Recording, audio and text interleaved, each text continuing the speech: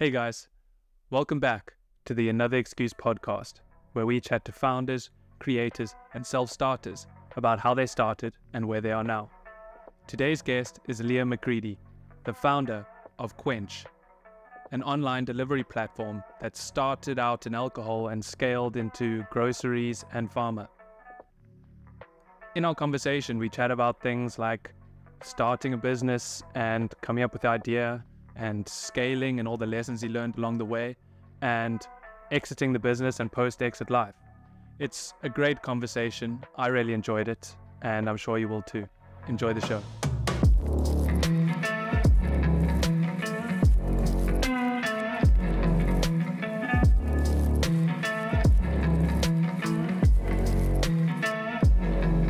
Thanks for joining me today, Liam. To get started, can you tell me a bit about what Quench was and how you got started? Yeah, Byron, thanks for having me. It's quite exciting to be talking to you. But essentially, Quench was an on-demand delivery platform. So the business itself took multiple life cycles as to what exactly we were and what exactly we were offering. But to put it simply, we were offering a delivery solution, so delivery as a service, as well as software as a service, offering a tech platform for retailers to list their products for sale on our platform. But as I say, throughout the years, I mean, this is 8 years ago when we started, so my memory is a bit fuzzy that far back. But essentially we started off just delivering alcohol products to the end consumer, and as we grew as a business and as different life cycles took place, we kind of evolved into a lot more into a kind of multilateral shopping platform with multiple different avenues. And yeah, so it's hard to batten down exactly what we were offering, but as we finished, we were kind of a delivery as a service and software as a service business offering. Amazing. And what gave you the idea to start Quench? Why did you gravitate towards solving this problem? So I wouldn't even say we were solving a problem, to be fair. When we started, it was alcohol delivery, and I don't think there was many problems to solve in that space. You get in your car, you drive to the bottle store, and you get a bottle of alcohol, whatever it is. But I think there was just more of a exciting opportunity that the co-founder Stu Smith and I stumbled upon when we were in varsity at Stellenbosch, and we were always at digs parties and kind of we stayed in digses, and a lot of our friends stayed in digses, and there was a constant need for alcohol after hours, and that's when we decided that we can start supplying alcohol after hours to all of these little parties and digs formals and things like that.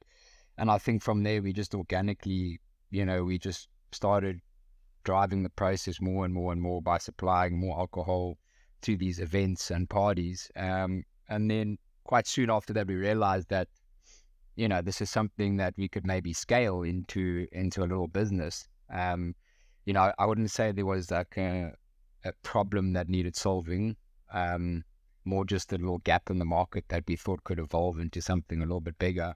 And after trialing it and testing it with our friends and, in and amongst the digses that we were socializing in and partying at, we thought we might as well give it a go and see what happens. So, yeah, I think more of a opportunistic approach rather than a problem-solving approach. Right. And in terms of that trialing right at the beginning, were you guys just thinking ahead and buying like a shit ton of alcohol beforehand and then selling it to people when the shops were closed? Yeah, so I need to be very careful with my words here because I don't want to implicate myself in any illegal activity.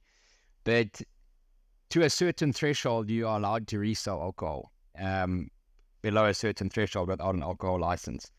So we took full advantage of that threshold, and we would just keep alcohol on hand in the garage of our digses or whatever it may be, and we would then supply the alcohol like that. And once we realized that this can scale to a certain level, we thought we needed to actually take advantage of it, and that's when we we actually applied for a liquor license with the Western Cape Liquor Board, and we attained a online distribution license, so off-consumption license. And it was at that point, once we had received the license, that we really thought we should start putting a process, a system, a kind of business model in place as to, where we purchase all of our stock up front from, what are the trade terms with the suppliers that we're buying from.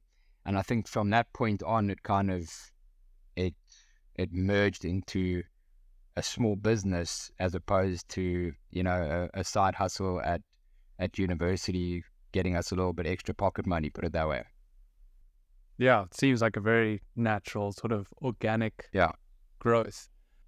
100%. I think there's also something quite cool, when you're studying at varsity and there's all these parties and events going on, and you like now finding yourself in and amongst these parties, not only on a Thursday night, but on a Tuesday, a Wednesday, a Thursday, and you're supplying all the alcohol. So I think, from that side, it was quite fun in the beginning. And then, as I say, as things started to evolve, we realized that there's a real opportunity. Yeah, definitely.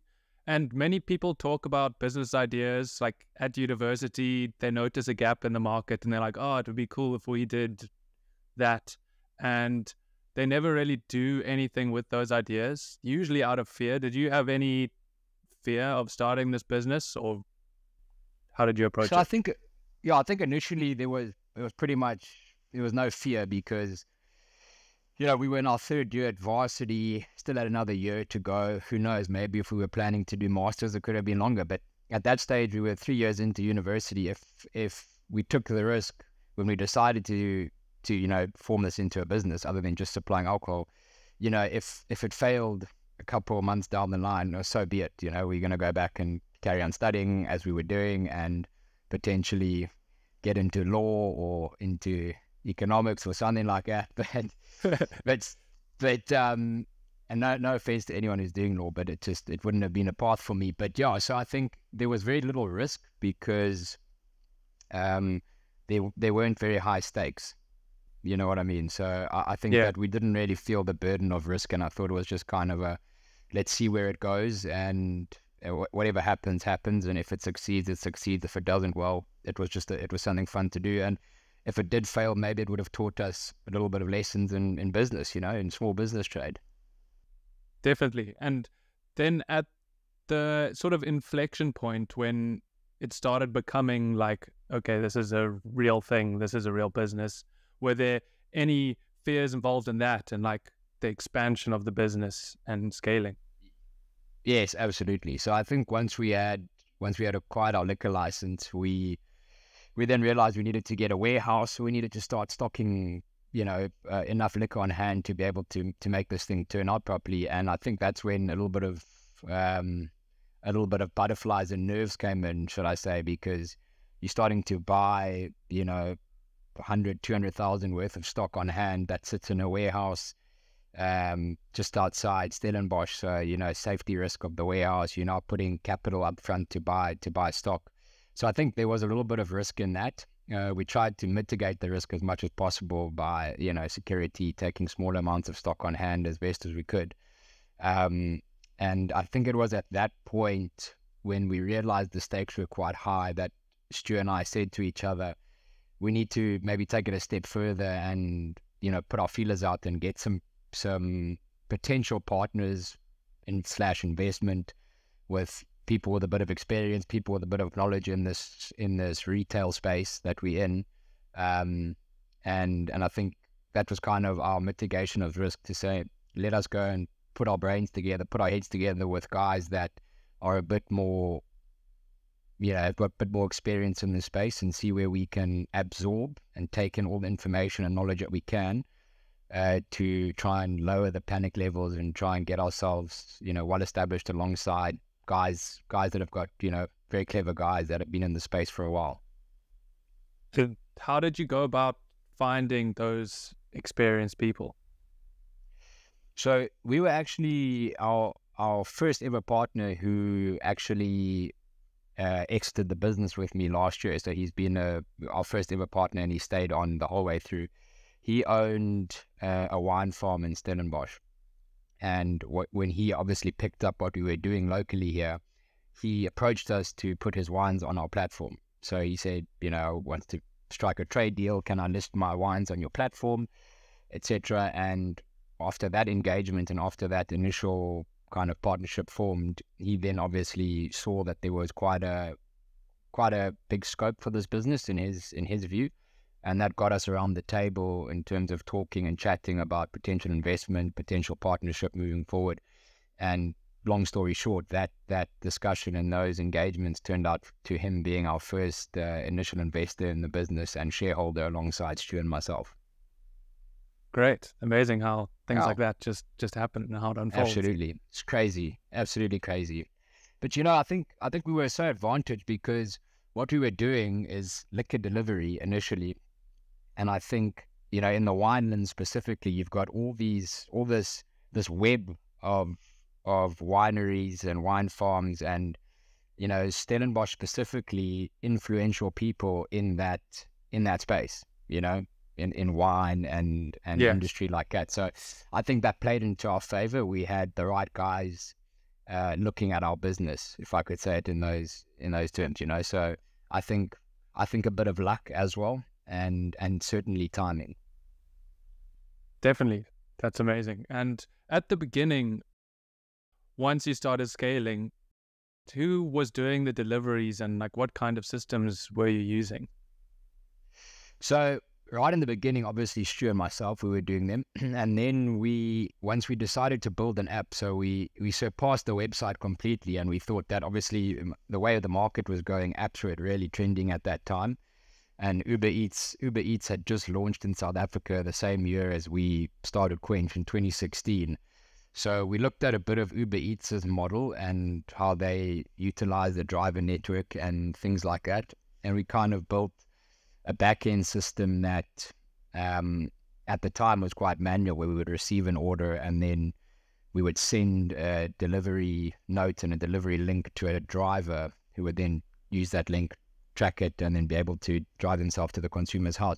So essentially we went out to the marketplace and we started recruiting guys that were already driving for the likes of Uber Eats or Uber, so not even Uber Eats yet. And we said, this is a little side offering that you can get involved in. Every time there's an order, we will send it to you and you can please execute it for us. Come collect at the depot and deliver it. There was at that time only a handful of Uber drivers in Stellenbosch. So we utilized that initially. And as I say, there was many life cycles in the business. We had big problems with reliability with that. And it was just it wasn't stable enough, which then, we pivoted into further down the line, buying our own vehicles and employing drivers. And then right at the end of the business, we completely 360'd on that again. And we started utilizing freelance drivers once we had volumes to be able to sustain an ecosystem of our own fleet. Shit, that's amazing. Yeah. And did you guys receive any funding when you started, or you mentioned this investor as you started growing? Did you receive any funding throughout all the stages? How did that work? Yeah, so we did. Just a side note, I think your brother actually did a delivery for us once as well, so he can be counted in the driver. He can be counted in the driver pool. Yeah. But yes, so we did. So we had quite a few rounds of funding. The initial funding was obviously from our partner that came in initially, and then we got some more. A second round of funding we did was from another family in Stellenbosch. It was a private venture that also own a lot of wines and a lot of wine farms in the region. That really bolstered us into expanding into Cape Town, into the surrounds of the Western Cape, and then into Johannesburg, Pretoria, Durban. And then towards the middle of our business cycle, we took investment from an institution, so institutional investor. So it was one of the venture legs of Capitec Bank. And that kind of really took us onto another level in terms of things like BEE compliance, better trade deals, and all those kind of avenues kind of opened up for us, and then really put us on the map in terms of, moving from a, pre-startup to a startup to a post-startup kind of era in the business, if you would like, and really opened up some more opportunities for us. That's amazing. I'm sure you learned so many different lessons along the way at like each different stage of the business and the size it was. What was the hardest part about scaling the business for you? So I think when we scaled and when we started scaling initially, the difficult part was scaling on our driver network, because it was super unreliable, as I said, the multiple different stages we took. So that was super difficult, getting the driver part of our business down to a T. We were stuck on multiple occasions with that. And once we started to iron out the driver issues and the driver problems, we were then faced with adoption issue from the consumer. We were quite new to South Africa in terms of online deliveries, and consumer adoption was very tricky. No matter how much money we threw at marketing and advertising and exposure, we were very slowly trickling along in terms of user adoption. So, on the back end, we had everything right. We had the trade agreements, we had the partnerships. We finally figured out and got our drivers as best as we could down to a T. And then I think that the last kind of issue we had to solve, and which was probably the most prominent one throughout Quench's life cycle, was the consumer adoption. So, people actually adopting and using the app. And, once we had adoption initially, so we wouldn't have a problem getting repeat orders. It was that initial conversion of taking a Byron Greeley and saying, Byron, don't go to Woolworths or to Dis-Chem or to the liquor store, sit at home and order it. That was the hardest part.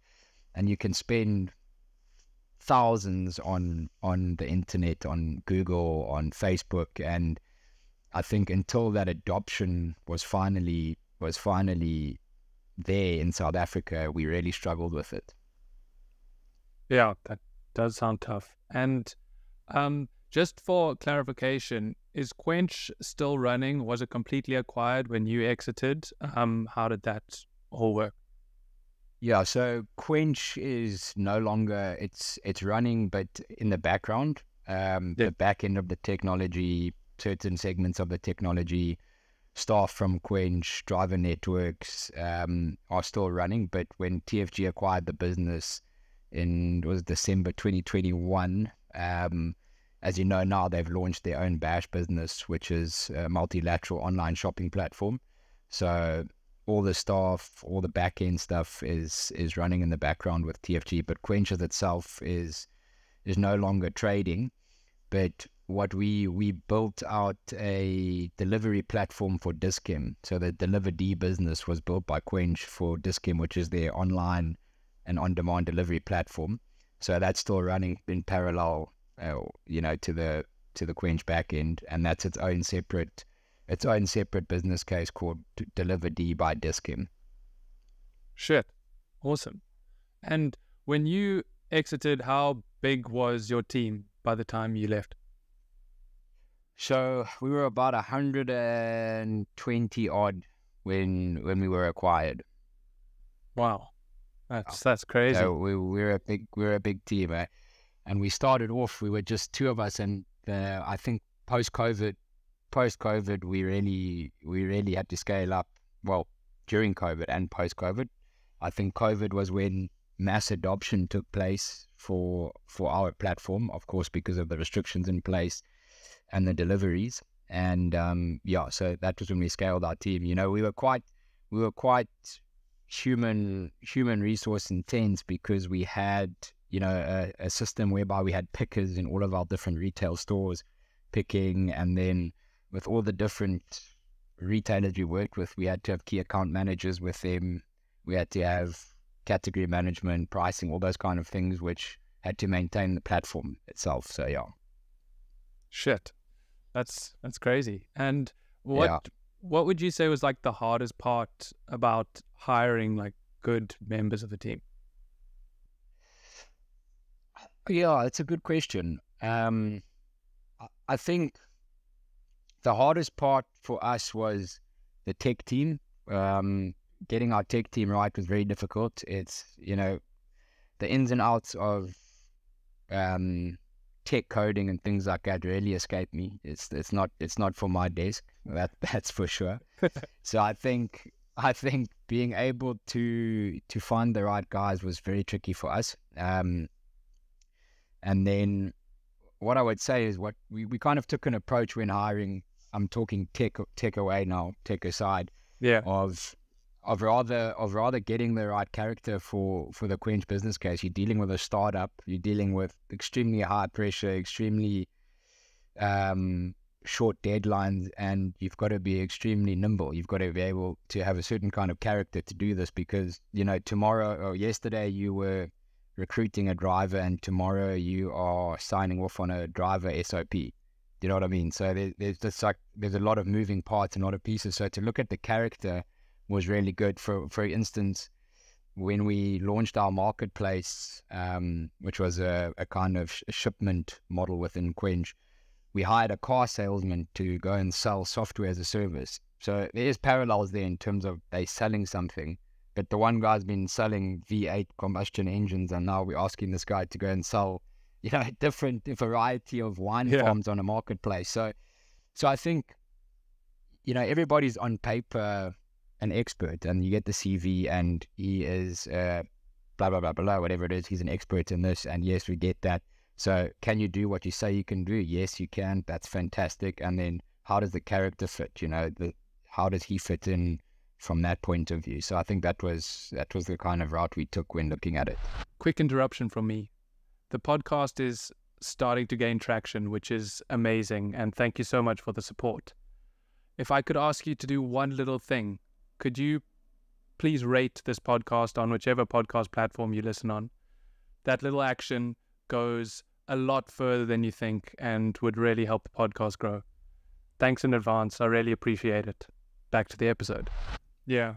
And in terms of the tech guys, because I don't have any development knowledge, so I can imagine it being quite tricky to validate whether the person you're hiring can actually do the job or do it well. So what was your approach to that? Did you give them a time to do it, or how did you do that? So yeah, so luckily I didn't have anything to do with that, because we probably wouldn't have got very far.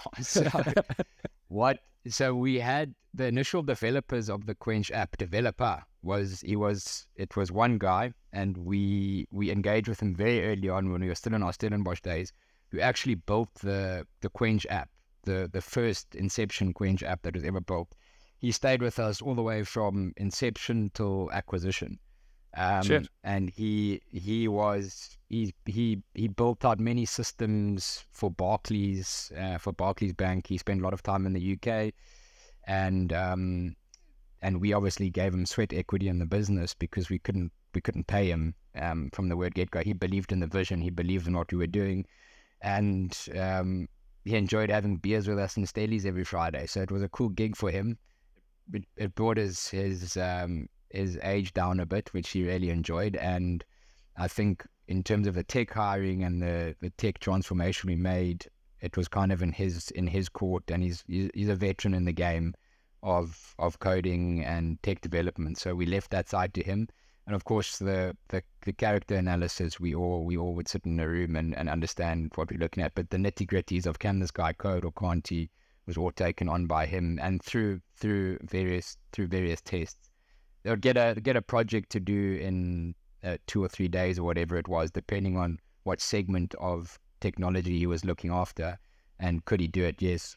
Could he do it? No. And then that's how they move forward. Nice. Yeah, that's really valuable, having someone, especially on the tech side in the app world, right from the beginning. That's awesome. Absolutely. Yeah, it was a huge game changer, I must say. And what were the most memorable mistakes that you made on this journey? Jeez, that's a good question. Memorable mistakes. So I think I think a big one was we went and acquired about 160 Honda Ace 125 scooters, and we distributed them around the country to all of our various liquor stores. You can imagine that I think our fleet manager had 3 times a day a new phone call coming through from a driver saying the engine spilled, or there was a problem with the ignition, or, you know, we very fast had to turn into automobile fucking who knows what. Just using duct tape where we could and fixing up what we could do. So I think that was a memorable mistake.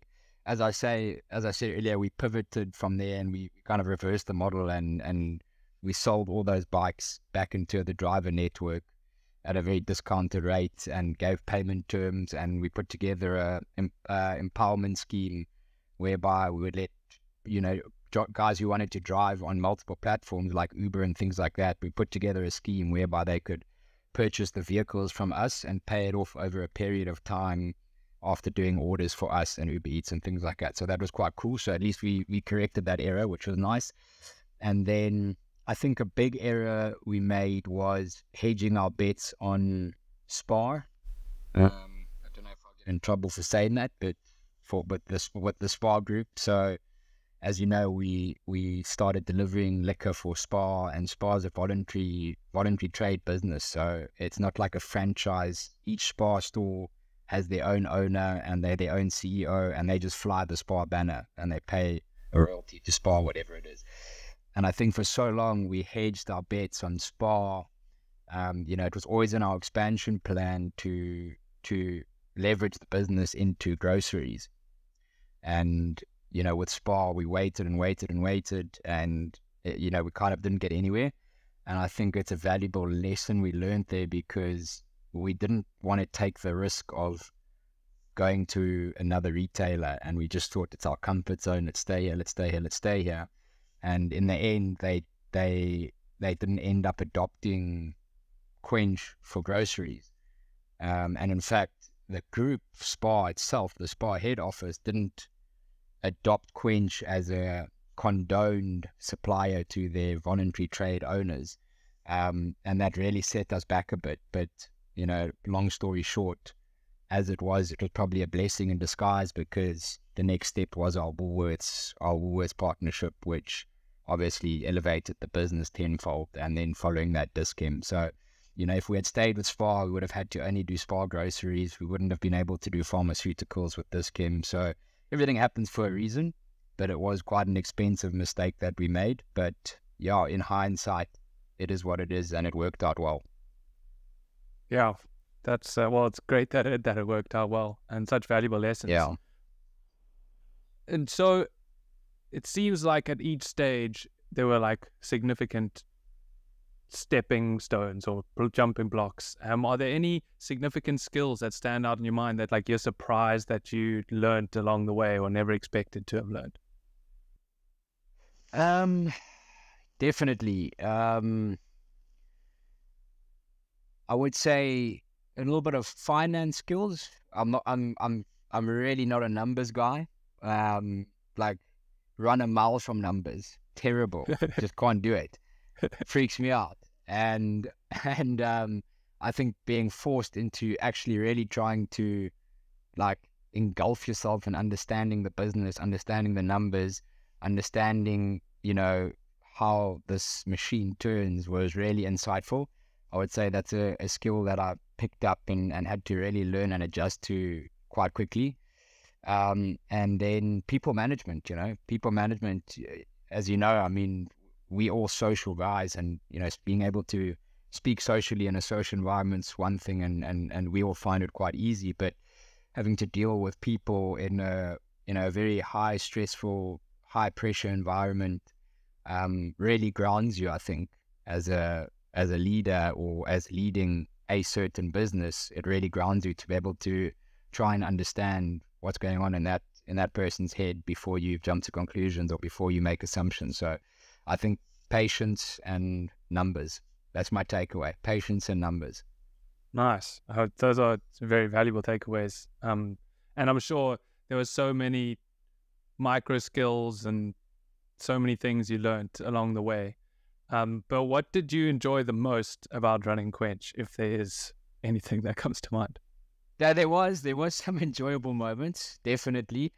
All right, let me think about that enjoyable moment. I think in the early days, I really enjoyed um, traveling around the country, because we would travel to each different province to I don't know how many cities on road shows on a weekly basis, to go and sign up new retailers, or to go and engage with potential suppliers, or go and do a marketing stint or whatever it was in each region. So that was really cool. A lot of the times I would be on the road with, our ops manager, or, our finance manager, which was quite cool. You do a lot of bonding, and a lot of the time we would fly to a place and then road trip back in a rented car back to our location and stop off along the way. So there were some cool journeys like that. I really enjoyed the startup phase with Stu. Stu Smith, who was the co-founder. I really enjoyed our startup phase together. That was obviously what formed the foundation for bolstering Quench, and it was a lot of fun days. I think towards the end, what really motivated me and drove me more was, what we were doing for the people in our little machine. We had 100 odd employees. Each individual person, was winning, was gaining off this job of working in Quench. They had a livelihood. They were able to provide for whatever it was, from all the way down to store picking level, all the way up to senior management level. It was really cool to see that kind of come to life. And so I think those were the most enjoyable things for me. It's great. And what advice would you give to someone who is thinking about starting their own business? Yeah, Grills, I would say go for it. I mean, I think if you asked me this 8 years ago, I would have said, what are you doing not doing it? Like, just go and do it, because there's a different outlook. But I think after seeing what can go wrong in a startup, and obviously seeing what can go right, it's a fine line. If it depends on your situation, put it that way. What I would say is it depends on your situation. But if you're in a situation where, if you're prepared to lose a bit of money, and you see it as a kind of a lower risk because you can potentially make more, then go for it. If you're not afraid to lose a bit of money, and understand when you start a business, it's a sacrifice, not only a financial sacrifice, it's a time sacrifice. Have you got a family? Do you have kids? It's quite time consuming, in that aspect. So I think it's all about your situation. If your situation presents the right opportunity, then I would say go for it. Make sure you have your ducks in a row, though. Don't go in blind. There's a lot of work that needs to be done before starting a business, and I think people underestimate that. I think I underestimated that. I had no idea about it, and I think it's a cool challenge. If you want to challenge yourself, and if you want to get out there and really see what you're capable of, go and do it. If you have any doubt, or if you're hesitant about going down the road, don't do it. Don't do it. There's other ways. I mean, you can be successful in so many things other than being a startup founder. Like, it's not the be all and end all of life. Be an amazing accountant, be an amazing lawyer, put people in fucking jail. Like, that's cool. You know what I mean? Doing that kind of stuff is also epic. There's such a stigma, like, being a startup guy, and it is cool. It's awesome. But like, there's so many other cool things that people are doing. I mean, people are building rockets going to space. How sick is that?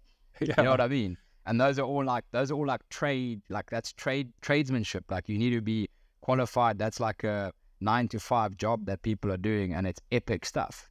You know what I mean? So I hear that people want to start businesses and things like that, but there's also so much cool shit out there that you can be doing that's not a startup. You know what I mean? Definitely. Yeah, that's great advice. And now I want to shift away from Quench to like post-Quench life. I hear some founders can go into a bit of a slump after exiting a business. How did you feel after exiting Quench? Yeah, so I obviously after the acquisition in 2021, I had to stay on for a year at Okay. TFG, and I was absorbed into TFG, which was very, very difficult for me. As we've just spoken about corporate life, I'm really no good in it, to be honest. Like, I gave it my all, but it's not for me. I didn't really enjoy it that much. I mean, I learned a lot. It was a great time, but I had to do it. It was part of my exit deal that I had to stay on for a year and make sure the transition happened successfully and well, because you must understand when you're absorbing in all that stuff, you need to have somebody there that can make this transition quite easy. So I was on for a year, which was up and down. I won't comment any further on how my year was there. And I think now post leaving completely and effectively being unemployed, um, it's tough. I think there's like a honeymoon phase with yourself where you're like, woo, we done, like this is it, cool. I went and I traveled for a bit.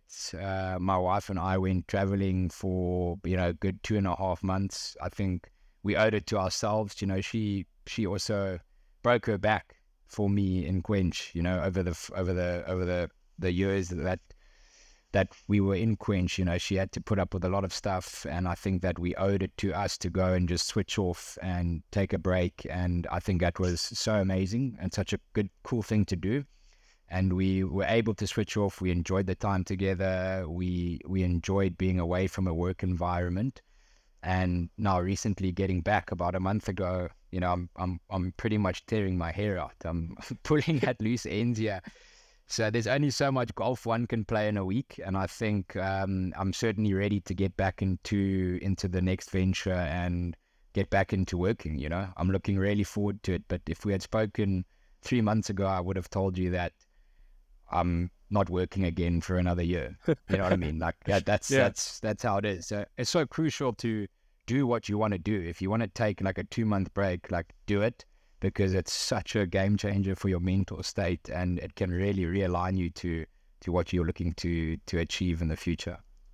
Definitely. And so now that you've pulled out some hair, do you have any do you have any plans in like a direction you want to go in, or any projects you want to work on, or is it still deciding, figuring it out? Yeah, so I've just recently invested in a startup now in the tourism space, and it's quite exciting. There's lots on the go there, so it's starting to get me a lot busier. And there's a couple opportunities that I'm looking into from startup point of view, because I love to work with startups and put a bit of skin in the game and be involved on that kind of level and see where I can add value to the business. Of course, there needs to be some kind of prospect for the business itself. And then, I think that's where I'm at the moment. As I say, I'm recently back and recently getting involved, but we'll see what happens. I think I'll always stay in a startup environment. I think that's where I thrive. I think it's where I can add the most value, just given the experience. And certainly won't be applying for a job online anytime soon. So that's that. Well, it's great. It's great that you know what you want to do and like what direction you want to go in, and like doing a normal job is 100% not for you. That's so helpful to cross certain things off your list. And now you want to go into work a bit more and get your hands dirty. But would you say you've found balance in your life? What are you prioritizing at the moment? Yeah, so I mean, I think I certainly have now, post my travels, post my exit, been able to find a bit of balance. Since I was working, it was very, very much a skewed scale in terms of work was everything. You can imagine we were putting in long hours. It was very, very stressful and time intense. So I think post that exit and post coming back from a little bit of travels, a lot of focus now on my life is obviously, I'm recently married. My wife has congratulations been through the ringer with me with Quench and all that we did. Thank you. So we're settling down now in Stellenbosch. I don't think we're leaving anytime soon, But I think it's nice to just get that home balance back in action. A lot more time for each other in the day, a lot more time for each other on weekends. And I think that's quite important for the time being. And as we start to integrate work into that, it's about integrating work in a balanced way, where you keep that balance going forward. Yeah, that definitely sounds healthy. And now, before we end, I used to ask a selfish question about how I can improve the show, but I found that everyone is really kind and didn't have much constructive criticism. So it just looked like, oh, you do? You have constructive criticism? I've got some criticism. Can you use earphones, not the headphones, please? Okay, I'll look into it. I'm joking. A steamy pair of headphones, those. Oh, thanks. Yeah, they came with the mic, so I'm sort of okay, I got you. I'll whole setup there. Yeah. The whole setup. I'll look into streamlining the process. It's streamlined, bro. So when I was asking for constructive feedback, it just looked like I was fishing for compliments. So I'm trying to change it up, and attempted a new closing question. And it is, do you have a question for me? Just firstly on your last point, like I said to you, I've turned down so many podcasts, to just humbly saying, I have, honestly, they really haven't been something that I've been interested in doing, and I don't think were ever a fit for me to do.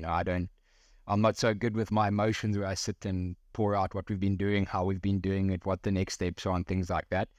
But I think after watching a couple of your podcasts, I like the energy, I like the way you do it, I like the questions you ask, and I think we've also got a bit of a connection from, our school days and things like that, a friendship behind it. So I thought it would be really fitting to do it and discuss with you. And I admire what you're doing. It's a very tough thing to do and go and put yourself out there on a podcast as the host. One could always be scared of failure. One could always be scared of judgment. One could always be scared of what people have to say about it. And I think by taking the leap and doing it, it's super admirable what you've done. And I believe in what you're doing. And I think continue and keep smashing it. Thank you. I really appreciate it. What's next for you? What are you doing? Podcast long term, or what are you doing currently? I know you're in the blockchain space. Are you? Not directly in blockchain. Okay. So I'm copywriting for a personal brand agency. So I meet with founders and executives like yourself, and I meet with them once a week, and then I create LinkedIn content for them. So amazing. I know awesome. You're enjoying it. Yeah, getting to chat with people like yourself, basically asking questions like this and trying to get stories out of them. And so it's like I get all my meetings in the week are like coaching sessions. Yeah. That's epic. That's so cool, man. And then I'm turning the ideas into text. So I'm writing them out again. So it's like an extra learning. Yeah. So it's really valuable. I'm loving it. And thank you so much for those kind words. I really appreciate it. And I'm honored that you decided to come on the podcast. I really appreciate it. Yeah. Love it. Liam McCreedy exclusive. Thanks. Liam McCreedy exclusive. So thanks for joining me today, Liam. I really enjoyed it. Before we go, if people want to learn more about you or follow your journey, where can they do so? They can just not reach out to me. They can just watch your podcast. I'm joking. I am on LinkedIn, so we can chat on LinkedIn. Happy to talk to whoever wants to. I'm on LinkedIn, and that's best. Perfect. Don't hit me up on Instagram because you'll get a load of memes coming afterwards. I'm a meme king. I love a meme. Meme king. Some people love a meme. You might be causing yourself some trouble there. People searching for the memes. Well, thanks again for joining me, and thanks for your time, Liam. We'll chat soon. Awesome. Thanks for listening. I really appreciate you making it all the way to the end. I hope you enjoyed the episode. One more quick reminder before you go. I have a weekly newsletter by the same name, Another Excuse, where I cover 4 topics: something that has changed my perception, a tool that could be useful to you, content that is actually worth consuming, and a concept that I try break down and explain. If this sounds of any interest to you and you need a kick up the arse, then you can subscribe at the link below. Thanks for joining me again, and I'll see you next week.